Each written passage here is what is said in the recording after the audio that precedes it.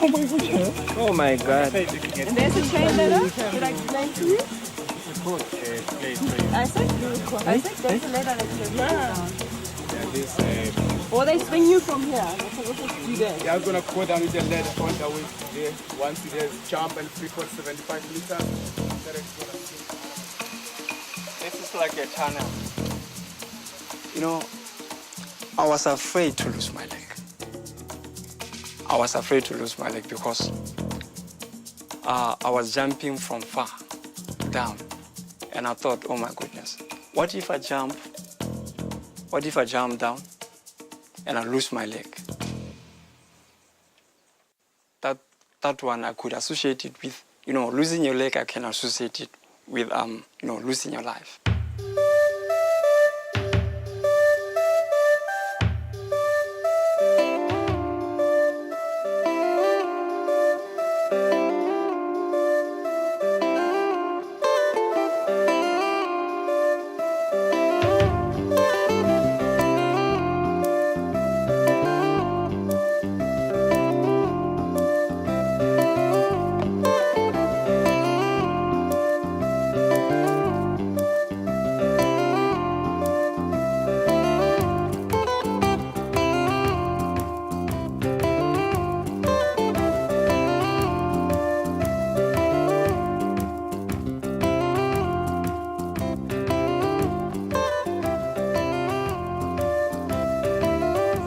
The experience of my disability and the fume, stepping into unknown, is just like the first time I went for VCT. I was very afraid, but that was very important because it was the only way for me to know my status. So that's the same. When I went to jump, I was very afraid, but I was just encouraged to say, I just have to jump.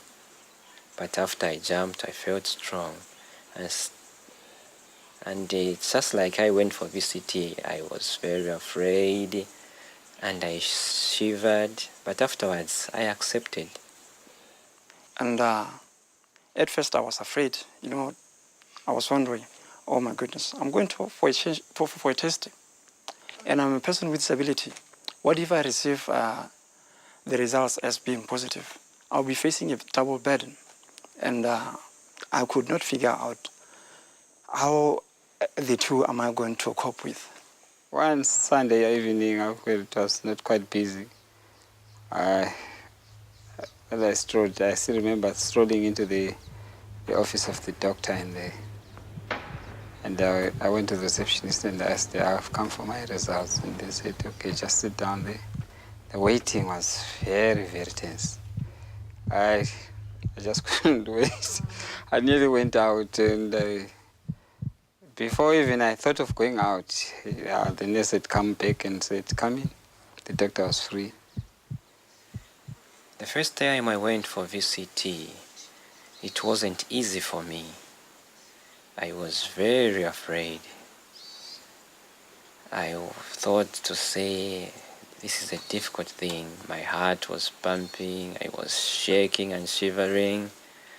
I thought that if I just go to test my blood, maybe I would die after that.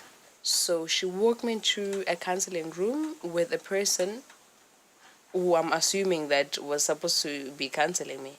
And I could hear they were saying, oh, shame, isimumu, which means deaf and dumb. And I wasn't happy with that as well. And when I was sitting there, she said I must come in and sit down, but I could see that she was not very comfortable because she couldn't communicate with me at all. I got disabled around the age of 5, and I had to wait up until the age of 18 so that I can be leg amputated. So that, you know, when you are young, I think you grow quite rapidly. So changing the leg frequently will be costly. But I went through one hospital, TB hospital, and I found myself in another hospital that is an HIV care center. It's called Tembelihle. Good Hope. Yeah? Yeah. Something like that. Yes, yeah. So I found myself there But it was quite an experience, and it was so quiet. And at first, when I woke up, I thought maybe I was somewhere else, maybe some spirit world. Yeah. Everything was different. I could not see anything.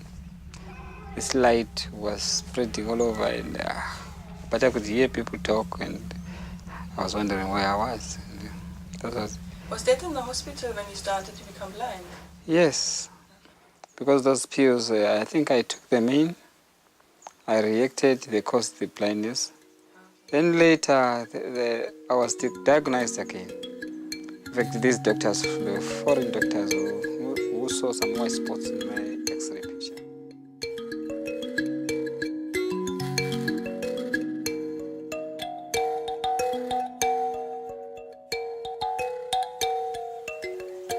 Did you then know the difference between HIV and AIDS? Yes, I did. I Is did. that the normal case for people? No. Most people don't know the difference, especially in the deaf community, because most people use the same sign for HIV and AIDS, so which could be confusing. So I don't think that most people know the difference between HIV and AIDS. No, in Zambia we don't have sign language interpreters in hospitals. Not even counselors who know sign language.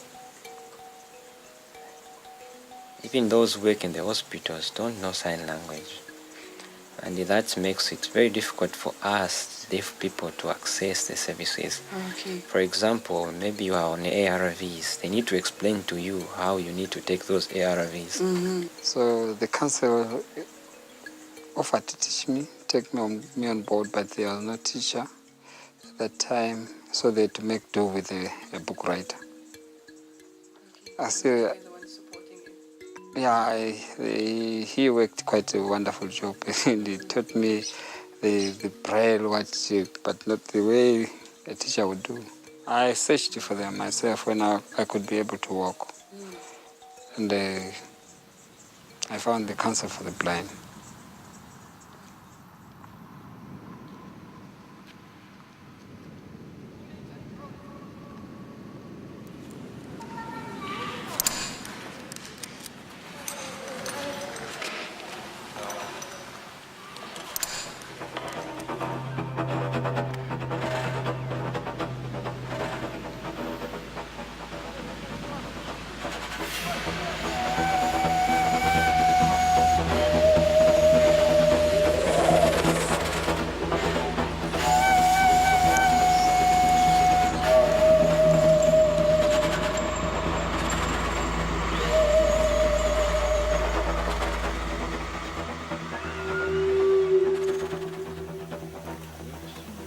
When you go to the VCT, you don't know what exactly are you going to get or in terms of the results. Now, as I'm going to do a bungee jumping, I'm scared and I'm afraid. I don't know what is going to happen. But guys, I've made a decision. I'm going to try it, and I'm going to do it as I took a commitment. And this is all. You watch. Thank you. Yeah, I'm gonna go now. It's just the same with life experiences, really, where we really have to take a journey to the unknown. At times we don't know the expectations. They can be disastrous, they can be successful. Well, we wait the outcome. We should not lose hope.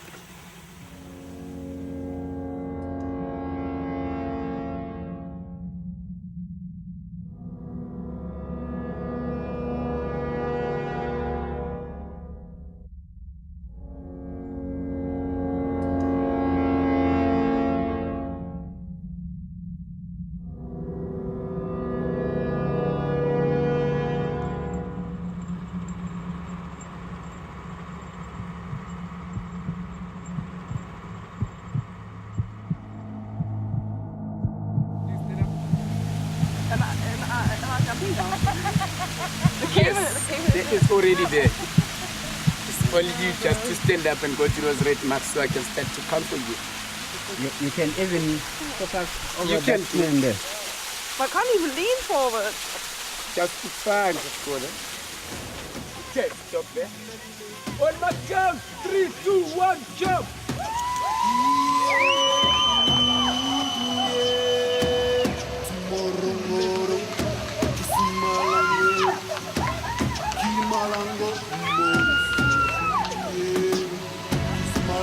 On my count, 3, 2, 1, jump!